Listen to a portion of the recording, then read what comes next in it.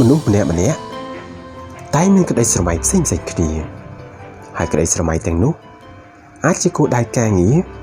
វត្ថុដែលជាទីប្រាថ្នាឬសុភមង្គលមួយដ៏ស្រស់ត្រកាលនៅថ្ងៃអនាគត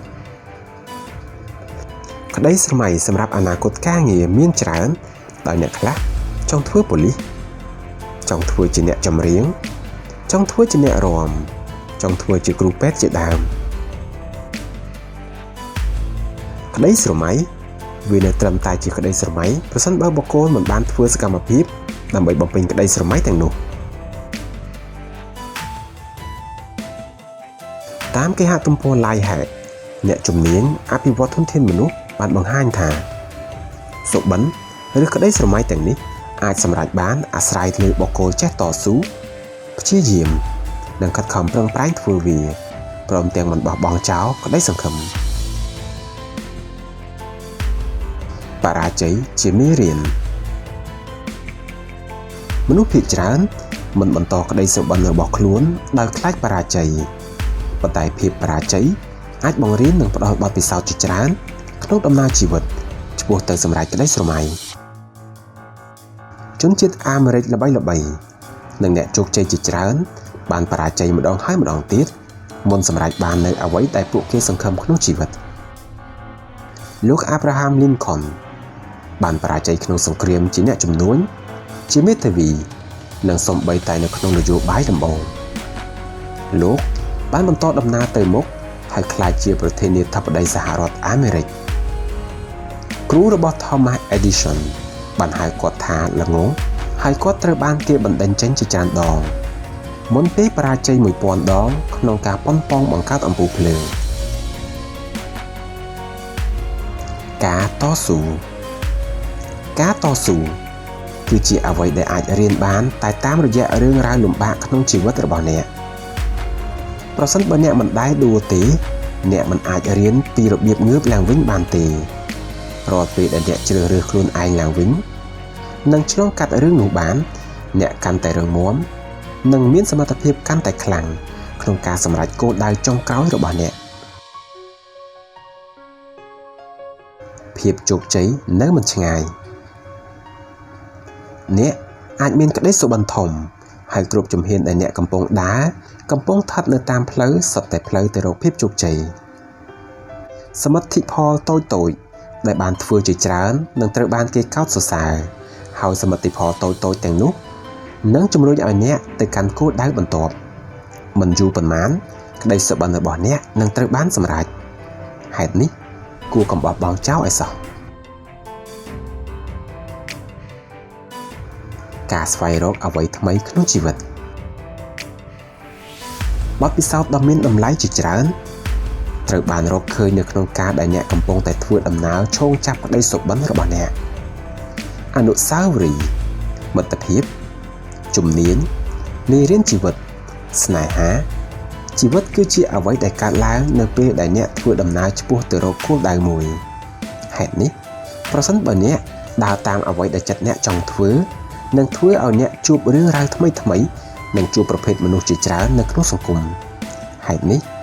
អ្នកត្រូវធ្វើតាមក្តីសុបិនរបស់ខ្លួនឯងជាគំរូដ៏ល្អសម្រាប់មនុស្សជំនាន់ក្រោយជាចុងក្រោយប្រសិនបើអ្នកមានកូនឬអាចមានពួកគេនៅថ្ងៃណាមួយអ្នកនឹងក្លាយជាគំរូដ៏ល្អមួយសម្រាប់កូនរបស់អ្នកដោយសារតែអ្នកគឺជាមនុស្សដែលហ៊ានជំនះឧបសគ្គគ្រប់បែបយ៉ាងនៅក្នុងការខិតខំប្រឹងប្រែងតស៊ូធ្វើអ្វីដែលខ្លួនស្រឡាញ់អ្នកអាចបង្ហាញមនុស្សជំនាន់ក្រោយពីអត្ថន័យនៃការដេញតាមសុបិនរបស់ខ្លួនថាវាពិតជាមានសារៈសំខាន់បែបណាសម្រាប់ជីវិត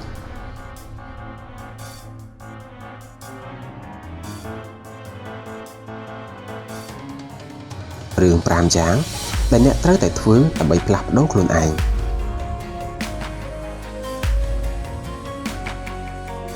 ដង្កូវមិនប្រែទៅជាមេអំបៅដោយសារសំណាងនោះទេគឺវាត្រូវដើរតាមវដ្តជីវិតរបស់វាការផ្លាស់ប្ដូរខ្លួនឯងក៏មិនខុសគ្នាដែរយើងត្រូវការពេលវេលានិងឆ្លងកាត់ដំណាក់កាលជាច្រើនសូម្បីតែឥឡូវនេះអ្នកប្រហែលជាមានអារម្មណ៍ភ័យខ្លាចក្នុងការផ្លាស់ប្ដូរខ្លួនឯងទៅជាអ្វីមួយ ឬរៀនជំនាញដែលហាក់ដូចជាមិនអាចទៅរួច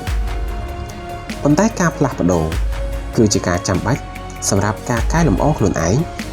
និងដើម្បីទទួលបានភាពជោគជ័យបន្តវាដូចជាដង្កូវដែលត្រូវប្រយុទ្ធប្រឆាំងនឹងដំណាក់កាលផ្សេងៗនៃដំណើរការលូតលាស់របស់វាស្វែងរកមូលហេតុដើម្បីជាកម្លាំងជំរុញការលើកទឹកចិត្តមានសារៈសំខាន់ណាស់ក្នុងការផ្លាស់ប្ដូរខ្លួនឯងដូចជាលោក Richard Branson អ្នកជំនាញជនជាតិអង់គ្លេសគាត់មានច្រើនជាង360ក្រុមហ៊ុនហើយនេះបានជំរុញឲ្យគាត់សាងសង់ក្រុមហ៊ុនអាកាសចរ Virgin Atlantic របស់ខ្លួនហើយធ្វើឲ្យគុណភាពប្រសើរឡើងនៃបដិសណ្ឋារកិច្ចនៅលើយន្តហោះដូចដែលគាត់បានរំពឹងទុកឧទាហរណ៍មួយទៀតគឺលោក Steve Jobs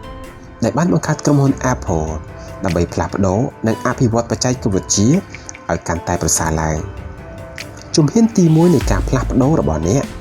គឺរកមូលហេតុដើម្បីដាស់អ្នកឡើងនោះអ្នកនឹងមានអំណាចដើម្បីសម្រេចគោលដៅហើយអភិវឌ្ឍខ្លួនអ្នកស្វែងរកការណែនាំ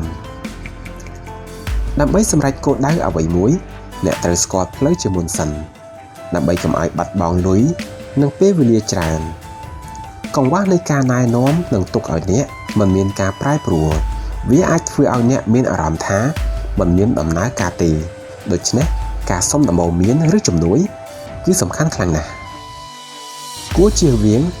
ការខកចិត្តនិងស្វែងរកអ្នកពិគ្រោះយោបល់ដែលមានបទពិសោធន៍សៀវភៅគឺជាប្រភពនៃចំណេះដឹងប្រាជ្ញាដែលអាចប្រើប្រាស់គ្មានដែនកំណត់ចាក់ចេញពីតំបន់សុខស្រួលការផ្លាស់ប្ដូរខ្លួនឯងគឺចាប់ផ្ដើមជាមួយការហ៊ានចាក់ចេញពីតំបន់ងាយស្រួលការរីកចម្រើននឹងមិនកើតឡើងទេប្រសិនបើអ្នកមិនព្យាយាមធ្វើអ្វីថ្មីដែលមានគ្រោះថ្នាក់ឬការប្រកួតប្រជែងឬការពង្រីកគំនិតរបស់អ្នកនិងការបង្កើតជំនាញរបស់អ្នកការចេញពីតំបន់សុខស្រួលវាអាចជាការពិបាកនៅពេលដំបូងវាមិនមានន័យថាអ្នកអាចផ្លាស់ប្ដូរបានភ្លាមនោះទេឬធ្វើអ្វីដែលធំពេកនោះទេប៉ុន្តែអ្នកអាចចាប់ផ្ដើមជាមួយនឹងការផ្លាស់ប្ដូរហើយអភិវឌ្ឍខ្លួនឯងម្ដងបន្តិចគ្រាន់តែ 1% ក្នុងមួយថ្ងៃអាចបង្កើនលទ្ធផលដ៏អស្ចារ្យក្នុងរយៈពេលវែងប្រសិនបើអ្នកចង់ធ្វើដូច្នេះឲ្យទៀងទាត់ចូលព្យាយាមប្រជែងជាមួយខ្លួនឯងដើម្បីធ្វើអ្វីដែលអ្នកគិតថាមិនហ៊ានឬមិនធ្វើកុំគិតអំពីអ្វីដែលអាក្រក់នោះមិនលើកទឹកចិត្តឲ្យអ្នកធ្វើវាទេប៉ុន្តែព្យាយាមផ្លាស់ប្ដូរដើម្បីគិតអំពីអ្វីដែលល្អបំផុតដែលអាចធ្វើបានជឿលើការផ្លាស់ប្ដូរនោះជាញឹកញាប់យើងគិតថាភាពជោគជ័យរបស់អ្នកដទៃហាក់បីដូចជាជោគជ័យដោយឆាប់រហ័សគ្រាន់តែដោយសារតែយើងមើលរំលងរឿងនៅពីក្រោយជោគជ័យទាំងនោះការពិតគឺថាពួកគេខិតខំប្រឹងប្រែងដើម្បីគោលដៅរបស់គេជាច្រើនឆ្នាំមកហើយការផ្លាស់ប្ដូរខ្លួនឯងកើតចេញពីដំណើរការដែលយើងមិនអាចរុញឬលោតបានវាអាចមានពោពេញទៅដោយភាពមិនច្បាស់លាស់នៅពេលចាប់ផ្ដើមនៅតាមផ្លូវវាប្រហែលជាមិនមែនជាការភ្ញាក់ផ្អើលទេប៉ុន្តែវាជាការភ្ញាក់ផ្អើលនៅពេលទៅដល់គោលដៅបន្ទាប់មកអ្នកនឹងឃើញដំណើរមួយដែលកាន់តែច្បាស់ជោគជ័យយូរអង្វែងនៃការផ្លាស់ប្ដូរខ្លួនឯងគឺជាលទ្ធផលនៃទម្លាប់ប្រចាំថ្ងៃរបស់អ្នកនិងការអត់ធ្មត់របស់អ្នកជឿជាក់លើខ្លួនអ្នកប្រសិនបើអ្នកមិនជឿលើខ្លួនអ្នកតើអ្នកសង្ឃឹមថាអ្នកដទៃនឹងជឿលើអ្នកដោយរបៀបណាអ្នកត្រូវតែជាអ្នកគ្រប់គ្រងខ្លួនឯងជាមុនសិនប្រសិនបើអ្នកមិនឃើញតម្លៃរបស់អ្នកតើនរណានឹងឃើញពីតម្លៃរបស់អ្នកដូច្នេះប្រសិនបើអ្នកមានក្តីសុបិនហើយព្យាយាមសម្រេចវាកុំខ្លាចក្នុងការមើលទៅអាក្រក់នៅចំពោះមុខនរណាម្នាក់ការភ័យខ្លាចនៃការបរាជ័យគឺជាសត្រូវដ៏ឆ្លាតមួយដែលរារាំងអ្នកពីការបោះជំហានលើក្តីសុបិននិងគោលដៅរបស់អ្នកសូមចងចាំថាការបរាជ័យគឺអាចធ្វើទៅបាននៅពេលអ្នកជ្រើសរើសនិងបោះបង់ចោលនៅក្តីសុបិនរបស់អ្នក